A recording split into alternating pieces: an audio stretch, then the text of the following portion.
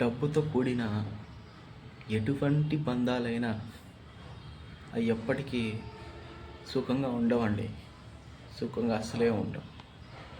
ఎక్కువగా క్వాలిటీస్ కోరుకున్నవాళ్ళు, అంటే డబ్బు ప్రకారం కానీ ఒక మనిషి ఎలా ఉండాలి అలా ఉండాలని అనుకుంటారు కదా, అలాంటి వ్యక్తులు తమ పార్ట్నర్స్కి ఇంట్లో వాళ్ళకి తెలియకుండా తప్పులు చేస్తూ ఉంటారు.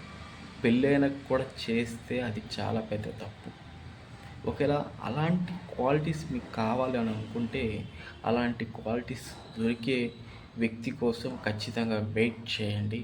లేదా దొరకలేదు కదా, ఏదో ఒక వ్యక్తితో అడ్జస్ట్ అవుతాం, ఆ వ్యక్తికి తెలియకుండా తర్వాత ఏదైనా చేస్తామని అనుకుంటే దయచేసి ఆ జీవితాలని పాడు చేయడానికి అయితే పెళ్లి చేసుకోకండి ప్లీజ్. నీ దగ్గర నువ్వు బతకడానికి డబ్బు ఉండి వేరే ఒకరికి పోషించడానికి డబ్బు లేనప్పుడు దయచేసి చెప్తున్నాను, ఎవరిని పట్టుకొని వేలాడాల్సిన అవసరం లేదు. దయచేసి అక్కడి నుంచి వెళ్ళిపోయి నీ జీవితాన్ని నువ్వు కొనసాగిస్తే నీ జీవితం అద్భుతంగా ఉంటుంది. ఓకే.